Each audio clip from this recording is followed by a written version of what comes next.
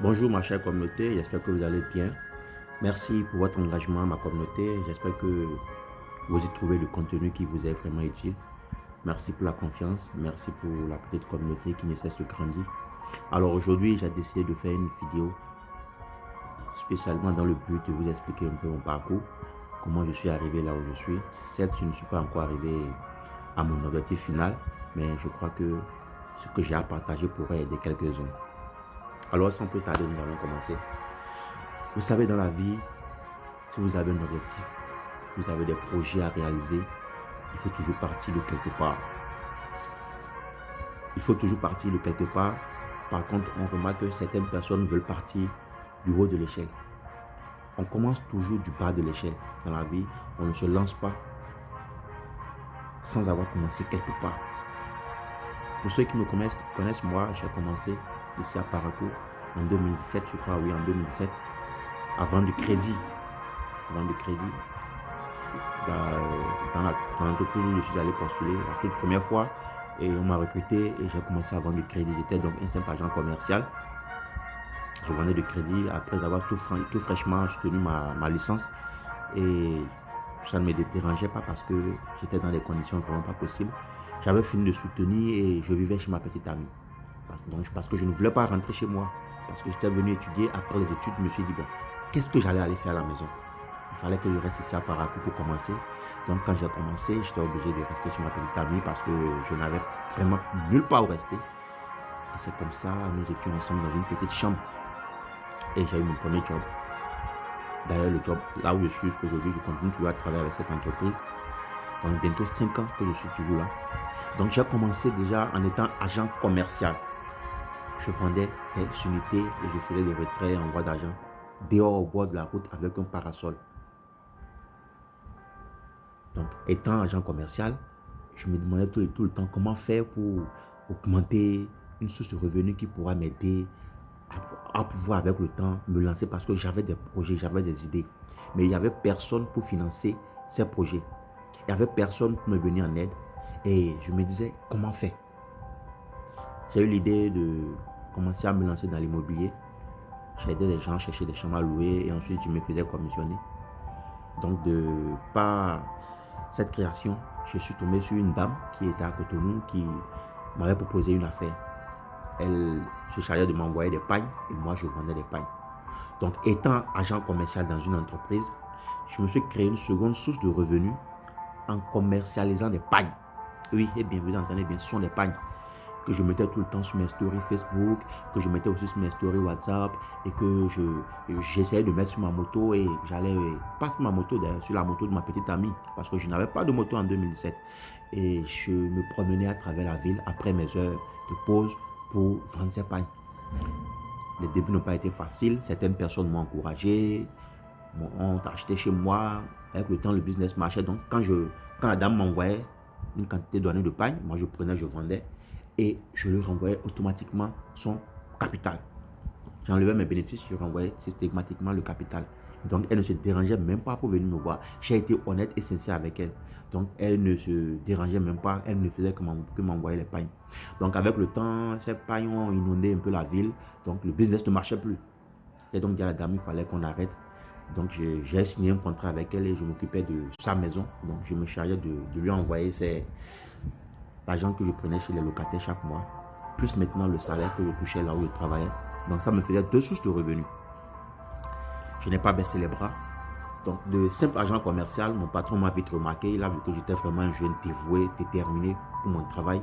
Et donc tout de suite en même temps, il m'a nommé chef d'agence. Donc j'ai quitté la rue pour rejoindre une agence. Une agence où j'avais presque tout. J'avais un ventilateur. J'étais dans une salle bien vitrée, tu vois. Donc le niveau a un peu augmenté. Donc le niveau a augmenté, le salaire aussi a un peu augmenté. Voilà. Donc étant toujours là, de simple agent commercial, je suis devenu chef d'agence. Chef d'agence et je me suis dit que je n'allais pas m'arrêter là. Il fallait que je gagne encore la confiance de mon patron. Donc congé, je ne rentrais pas pour les congés de fête. Je ne prenais pas de congé.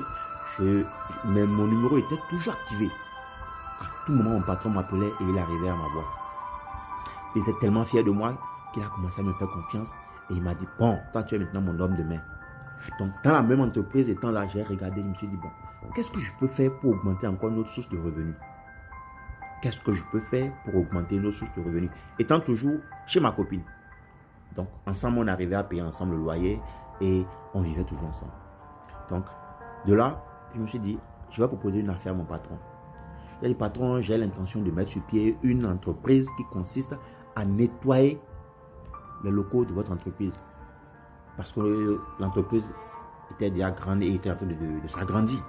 Donc, du coup, je lui ai proposé souvent nettoyer les agences. Il m'a dit, Abdou Chakou, il a dit, oui, monsieur. Il dit, ce qu'on va faire, rentre chez toi, écris-moi un contrat, propose-moi un prix, viens, nous allons discuter. Je suis rentré, j'étais tellement content ce soir-là. Et j'avais écrit un contrat, mais je ne me suis pas concentré d'abord sur le contrat. Je lui ai dit, laissez-moi d'abord laver vos agences une fois, et après ça, on va parler de contrat. Il m'a dit, il n'y a pas de problème, vas-y. Donc, étant agent, et étant, comment dire, chef d'agence, je n'ai même pas regardé ma nomination. Hein. J'ai pris un seau, j'ai acheté une serpillière à 1000 francs, j'ai acheté de l'homo, j'ai acheté des torchons, et je me suis lancé. J'ai commencé de 20h, je crois. J'ai fini vers les environs de 22h par là. J'ai lavé toutes les agences. Quand j'ai fini, je suis venu le voir. Moi, je suis dans tel fast-food, je suis allé le voir. Et si je me rappelle bien, il a commandé, comment dirais-je, il a commandé jus de gingembre pour lui. Et il m'a dit de commander quelque chose. Il a dit non, moi je voulais un Sprite. Bref, on nous a servi, j'étais assis là. Et il a dit bon, je vais appeler maintenant tes collègues pour t'évaluer. Donc il a appelé chaque personne qui sont dans l'agence pour savoir d'abord si les agences sont bien propres, si la clarté des agences était vraiment ce que je disais, et tout le monde a confirmé effectivement que oui, il a fait du bon boulot, c'est vraiment propre. Mais avant ça, je vous dis, j'étais en bon terme avec tous mes collègues. Malgré que j'étais à un poste supérieur à eux, je ne me suis jamais pris la tête avec quelqu'un, j'étais toujours humble et tranquille quoi. Donc ça a permis à ces collègues-là de confirmer que j'ai fait du bon boulot. Ça a confirmé que j'ai fait du bon boulot. C'est ainsi que mon patron m'a dit, Abdou Chakou, tu as gagné ce contrat, alors propose-moi un montant. Et j'ai proposé ce montant. Donc, étant salarié chez lui, j'ai eu un contrat avec lui, ce qui me faisait 2 sources de revenus, c'est-à-dire 2 salaires. Et ensuite, j'étais agent immobilier, n'oubliez pas, je percevais déjà 3 salaires. Je percevais déjà 3 salaires. Après ça, j'ai demandé à ma copine, je lui ai dit, bon, il est temps qu'on quitte là où nous sommes. Moi-même, je vais prendre maintenant une chambre en location et on ira là-bas. Nous sommes allés louer une chambre qui nous coûtait 10 000 francs. Une chambre à coucher, un salon. C'est d'ailleurs dans cette chambre-là que je vous fais cette vidéo, à l'heure où je vous parle. Et nous sommes restés là, et puis après, bon, bref, j'ai commencé encore à réfléchir. Qu'est-ce que je veux faire pour augmenter encore notre source de revenus? Parce qu'à un moment donné, je commençais à me fatiguer, je n'arrivais plus à gérer tout moi seul. Il fallait être là le matin, travailler le soir, la nuit aller laver les agences. Donc il fallait que je recrute quelqu'un. J'ai recruté un employé. C'était mon tout premier employé que j'ai recruté. Et ensemble, on a commencé à travailler. Et donc, moi, quand il faisait jour, j'appelais quelqu'un patron. Mais le soir, quelqu'un aussi m'appelait patron. Et ça m'excitait. Je disais non, il ne fallait pas que je m'arrête là. Il fallait que je multiplie mes sources de revenus. Ici à Parakou. Donc, j'ai commencé à réfléchir comment faire. Et comme Dieu sait faire quelque chose, un jour, mon patron se réveille, il m'appelle, me dit, Abdou Chakou, il dit oui, j'apprécie vraiment la manière dont tu travailles avec moi. Alors, je te nomme superviseur. Vous voyez, je te nomme superviseur. Je suis passé de simple agent commercial, je suis passé à chef d'agence. De chef d'agence, je suis passé à superviseur. Et normalement, ça veut dire que le salaire va prendre, le salaire va augmenter. Voilà, le salaire a augmenté et j'ai maintenu toujours mes 3 sources de revenus. Tout de suite, j'avais commencé déjà à épargner au pas de meu. Donc, je suis allé retirer mon argent et j'ai vu un monsieur. Je lui ai dit, bon, je vois que vous faites une bonne affaire. Ce monsieur à Parakou, dont je vais taire le nom, est un très grand businessman et il fait de la bonne nourriture. Je suis allé le voir, je lui ai dit, vraiment, j'ai envie d'investir dans votre business. Il m'a dit combien tu peux apporter. Je lui ai dit voilà le montant que je peux apporter. Et par mois, vous me payez tel montant. Et quand vous êtes fatigué, on arrête le business et vous me retenez mon capital. Il m'a dit il n'y a pas de problème. Parce qu'il avait aussi besoin d'argent pour faire grandir son commerce. Et j'ai investi. Donc de 3 sources de revenus, je suis passé à 4 sources de revenus. J'ai mon salaire. J'ai le salaire qui consiste à ce que je nettoie les entreprises et les agences et on me paye. Ça va être 2 salaires. J'étais aussi agent immobilier. N'oubliez pas, ça fait 3 salaires. Et voilà un 4e salaire qui venait de s'ajouter. Je n'ai pas quitté la chambre où je suis. Je suis resté toujours dans cette même chambre. Une chambre qui m'a coûté 10 000. Je suis toujours dedans. Je n'ai pas quitté cette chambre. Je suis toujours là. Parce que la première des choses qui fait tomber une personne, un salarié, c'est la location. Quand vous louez un appartement qui ne vous sert vraiment pas, quand vous voulez impressionner les gens pour commettre une grosse erreur. Une grosse erreur. Vous prenez une grande chambre qui commence à consommer tout votre salaire. Donc, de simple agent commercial à superviseur, je suis toujours resté dans la même chambre. Et c'est toujours dans cette même chambre que je vous fais cette vidéo. Et cette chambre me coûte chaque mois 10 000 francs. Une chambre à coucher, un salon. Et j'ai commencé à épargner du côté. Je me suis dit que je considère que j'ai pris une chambre qui vaut 30 000 francs. Et chaque mois, je mettais de côté 20 000 francs. Faites 20 000 francs x 12. Multiplié par 4 ans, ça fait combien? Vous verrez déjà combien. Vous voyez le montant? On est déjà à 700 et quelques mille là. Avec cette somme, j'ai acheté ma première voiture. Cette somme combinée à d'autres sommes que j'avais de côté, j'ai acheté ma première voiture et je me suis lancé dans le transport. Ça fait là combien de sources de revenus? Ça fait 5 sources de revenus. C'est vrai, ce n'est pas des sources de revenus conséquentes. Ce n'est pas des sources de revenus énormes. Mais ça fait 5 sources de revenus. Je dis bien 5 sources de revenus. Vous comprenez? Étant toujours dans la même logique qu'il faut minimiser les dépenses. Il faut minimiser les dépenses. Moi, je ne vis pas pour impressionner les gens. Je ne vis pas pour impressionner les gens. Alors, je vis pour moi. Donc, je n'ai pas besoin de dilapider l'argent que je gagne à la sueur de mon front. Je n'ai pas besoin d'acheter des trucs qui ne me servent à rien pour vouloir impressionner les gens qui ne m'aiment peut-être pas et que moi non plus je n'aime. Donc, je suis resté dans la même optique que je dois grandir, que j'ai un objectif à atteindre, que je dois mettre en place une entreprise qui me régénère de l'argent même si je ne suis pas présent. C'est ainsi que je me suis lancé dans la vente des huiles à moteur, qui me fait alors maintenant ma 6e source de revenus. Et sans vouloir vous mentir, j'investissais déjà depuis longtemps dans des produits tropicaux. L'achat-revente du maïs. L'achat-revente du maïs. Vous comprenez? L'achat-revente du maïs. Ou parfois, quand mon capital est de côté, quand il y a une affaire qu'on me propose, j'investis. Mon patron ayant remarqué que je suis une petite qui veut aller loin, qui a de l'objectif, qui a des ambitions, m'a appelé un soir et m'a dit: Chapeau, je vais t'aider, je vais t'élever. J'ai vu que vraiment, tu es déterminé, tu m'es loyal, tu m'es fidèle et tu m'es honnête. Donc, je vais t'aider. Alors, qu'est-ce qu'il a fait? De temps en temps, quand il y a des petits marchés, il m'appelait et il me disait: voilà, positionne ton argent ici. D'ici un mois, tu auras telle commission avec ton argent. Vas-y. Moi, c'est ma manière à moi de te dire merci, de t'aider. Et je n'ai rien caché à mon patron. À chaque fois que je veux entreprendre, je l'appelais et je lui disais: patron, voilà ce que je veux faire. Il me conseillait et je lui disais quand même: je vais prendre le risque. Il me dit: bonne chance. Quand je me lance, il me disait: ah, voilà ce qu'il faut faire, voilà ce qu'il faut faire. Mes amis, dans la vie, si vous résumez tout ce que je viens de vous dire là, vous verrez que en aucun cas je n'ai appelé le nom de personne qui a investi dans tout ce que je fais. J'ai mon grand frère direct qui a la présidence.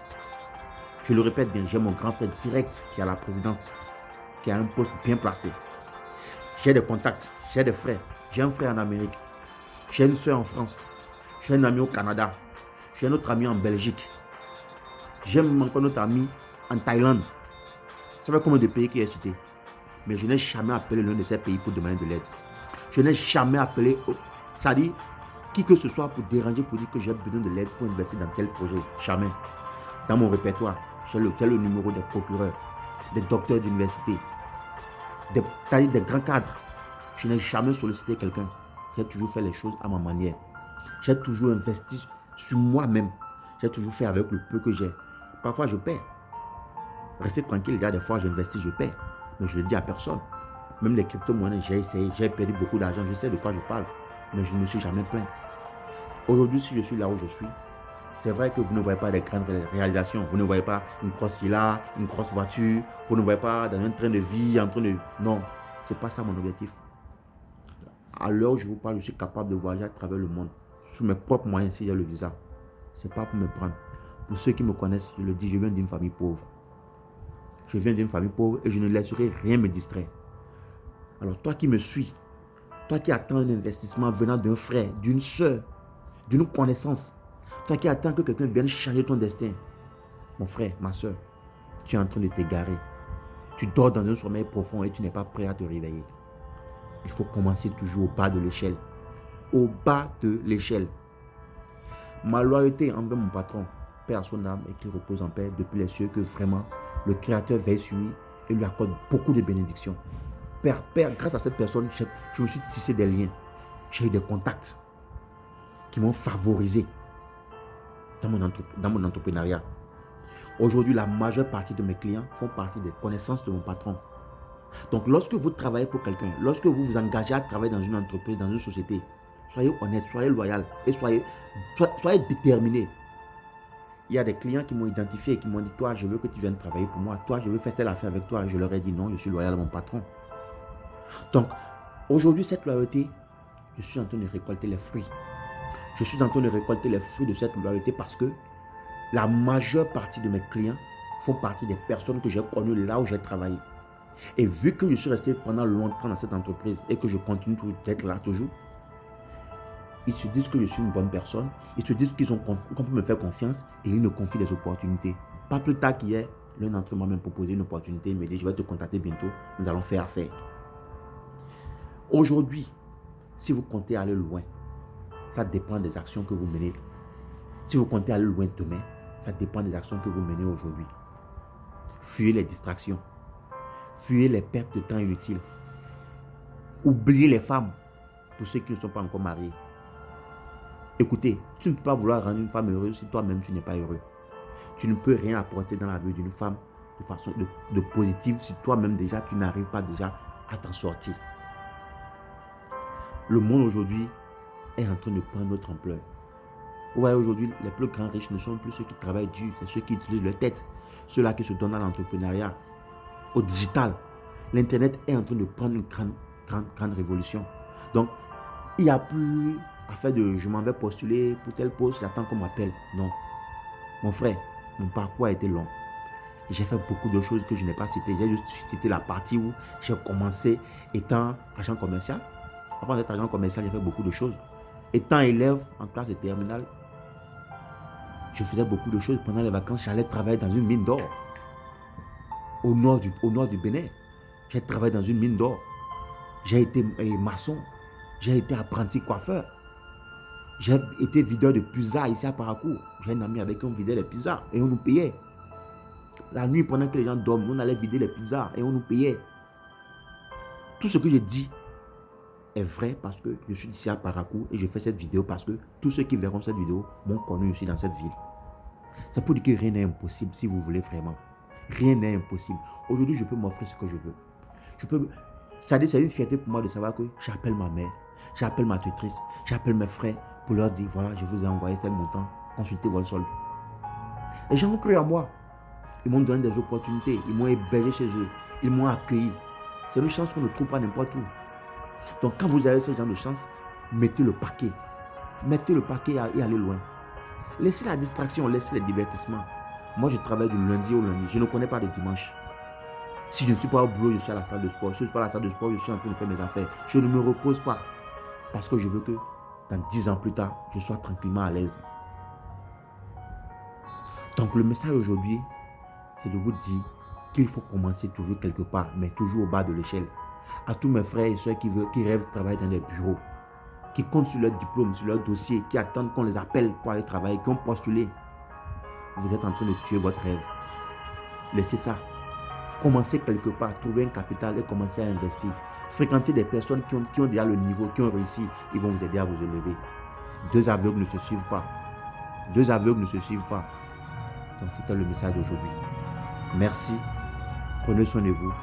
Pour la prochaine vidéo, j'aurai des astuces à partager pour ceux-là qui sont vraiment accros et fins à l'entrepreneuriat et qui veulent vraiment prendre leur liberté financière. Il n'y a pas de marché, il n'y a pas une formule exacte pour devenir riche et il n'y a pas une formule exacte pour réussir dans la vie.